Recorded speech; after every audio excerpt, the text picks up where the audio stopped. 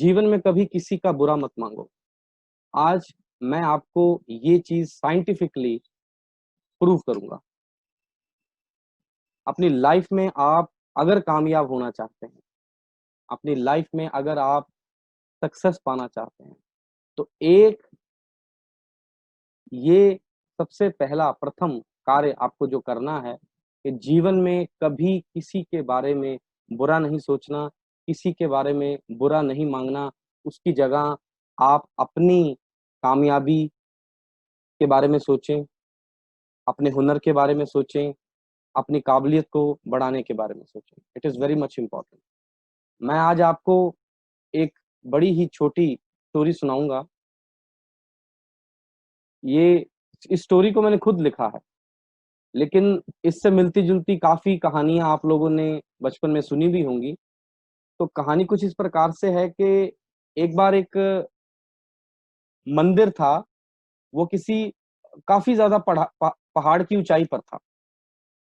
तो उस मंदिर में बहुत कम लोग जाया करते थे, क्योंकि वो बहुत उसका रास्ता बड़ा कठिन था, आने-जाने की सुविधा इतनी ज़्यादा नहीं थी और बहुत ऊँचाई पर वो मंदिर था। बहुत कम लोग उस मंदिर में माथा टेकने जाते। तो वहाँ पर एक भिखारी था, जो अक्सर मंदिर के बाहर बैठकर लोगों से भीख माँगता था और अपना गुज़ारा करता था। थोड़ा बहुत जो भी लोग आते थे, इतना मिल जाता था उसे कि उसका पेट भर जाता था। तो क्या हुआ कि 8-10 दिन कोई मौसम बिगड़ गया, इतना ज़्यादा तूफ़ान आया, बारिश आई, लोगों का आना-जाना बंद हो गया, पुजारी तक वो नीचे से ऊपर मंदिर तक नहीं गया। तो मंदिर पुराना था, ऐसा था उसमें दरवाज़े भी नहीं थे, तो कोई बहुत ज़्यादा इतना वो बंद नहीं रहा करता था। मतलब मंदिर ऐसा बना था, प्राचीन मंदिर था, उसमें दरवाज़े वगैरह भी नहीं थे। तो पुजारी भी नीचे शहर से ऊपर उस पहाड़ी तक आकर के पूजा अर्चना करता था, लोग भी आते थे, पुराना मंदिर था, लोगों की मान्यता बड़ी। तो बारिश के कारण, मौसम खराब होने के कारण 8-10 दिन कोई लोग वहाँ पर गए ही नहीं। तो वो जो भिखारी था, उसके पास खाने को खत्म हो गया, मिलना बंद हो गया, तो 3-4 दिन से बहुत भूखा था। अचानक एक दिन बरसात थोड़ी कम हुई, तो एक कोई सेठ था, वो मंदिर तक अपनी जो बग्गी थी, उसमें पहुँचा। तो भिखारी को लगा है कि आज मैं 2 दिन से भूखा हूँ, तो आज कुछ ना कुछ खाने को मिल जाएगा। तो भिखारी ने उस सेठ से कुछ माँगा कि 3-4 दिन हो गए मैंने खाया कुछ नहीं, मुझे खाने को कुछ दो।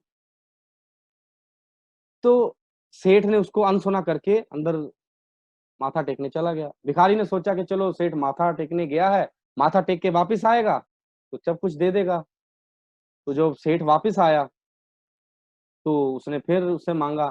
वो सेठ आगे जाने लगा, भूख से तड़प रहा था भिखारी, उसने उसकी टाँग पकड़ ली। तो सेठ को गुस्सा आ गया, उसने क्या किया, जो लात मारी, भिखारी को लात मारी, भिखारी एकदम से गिर गया, तो वो आगे निकल गया, सेठ वापिस निकल गया। तो भिखारी बड़ा उसने बुरा महसूस किया, 3 दिन से भूखा था, भूख से विचलित था। एकदम से वो उठा, मंदिर की तरफ गया, मंदिर के अंदर गया, भगवान के सामने बैठ कर के रोने लग गया। भगवान के सामने बैठ कर के रोने लग गया और भगवान को देखता है और बोलता है, "भगवान 3 दिन से भूखा हूँ, पेट खाली है, बड़ा दुःख से भरा हुआ हूँ और आज कोई व्यक्ति आया, उसने मुझे लात मार दी। तो क्या मेरे लिए ये लिखा है तुमने, मेरे भाग्य में ये लिखा है?" तो भगवान कहते हैं कि कोई भाव होता है, कोई श्रद्धा होती कई बार कि भगवान स्वयं सामने प्रकट हो गए। तो भगवान जब सामने प्रकट हो गए तो उस भिखारी से पूछते हैं कि माँगो क्या माँगते हो? मैं तुम्हारे सामने प्रकट हुआ हूँ, माँगो क्या चाहते हो? तो भिखारी ने उस वक़्त उसके दिमाग में चल रहा था वो सेठ।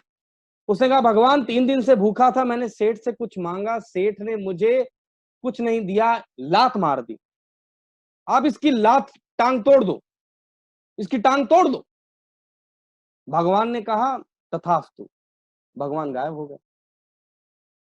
स्टोरी खत्म, कहानी खत्म। But the moral of the story is कि अगर वो भिखारी समझदार होता, तो वो भगवान से माँगता कि भरपेट भोजन मिले। अगर वो थोड़ा और समझदार होता, तो भगवान से माँगता कि उसे भरपेट रोज़ाना भोजन मिले। थोड़ा और समझदार होता तो ये माँगता कि उसकी बीवी हो, वो उसे हर रोज़ भरपेट भोजन खिलाए। वो थोड़ा और समझदार होता तो माँगता कि उसकी खूबसूरत बीवी हो, वो उसे हर रोज़ भरपेट भोजन खिलाए। अगर उसमें थोड़ी और समझ होती तो शायद वो ये माँगता कि उसकी एक खूबसूरत बीवी हो जो किसी राज की राजकुमारी हो, वो उसे हर रोज़ शाही भोजन खिलाए। तो ऐसी अगर वो चीज़ माँगता तो शायद यही उसे मिल जाता, पर उसने ये नहीं माँगा।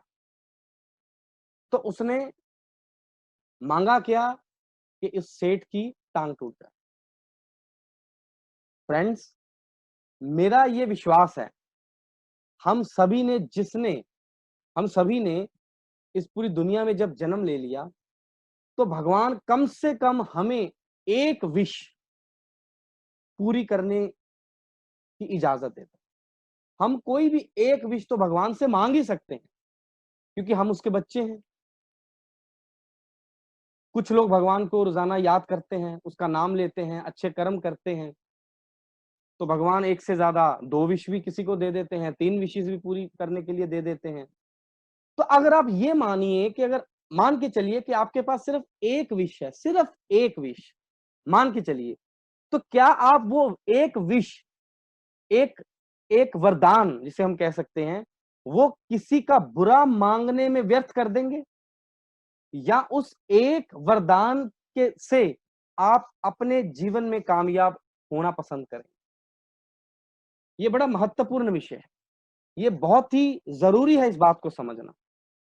इसलिए अगर आप ये मान के चलिए कि अगर आपके पास भगवान की एक विश है, तो उस एक वरदान को, एक विश को आप व्यर्थ मत जाने दीजिए। उसे वेस्ट मत करिए किसी का दूसरे का बुरा माँगकर। उसका इस्तेमाल करिए अच्छाई में, उसका इस्तेमाल कीजिए अपनी कामयाबी में। भला माँगिए, आप किसी आपको किसी और का भला माँगने की, सभी का भला माँगने की ज़रूरत नहीं है। इतना परोपकार बेशक मत करिए। माँगेंगे तो अच्छा है, अगर नहीं भी माँगते तो कोई बात नहीं, बट कम से कम अपना तो अच्छा माँगिए, अपनी कामयाबी माँगिए। आप विद्यार्थी हैं, भगवान से अच्छी पढ़ाई माँगिए, अच्छी सेहत माँगिए, परिवार की अच्छी सेहत माँगिए, खुशियाँ माँगिए। तो आपको किसी का बुरा माँगने की कोई आवश्यकता यहाँ नहीं। तो जीवन में सबसे पहला एक ये सबक आप हमेशा याद रखिए कि जीवन में कभी भी किसी का बुरा नहीं माँगना। इसे हमेशा याद, बहुत-बहुत धन्यवाद। आप सभी का बहुत-बहुत शुक्रगुज़ार हूँ मैं। जय हिंद।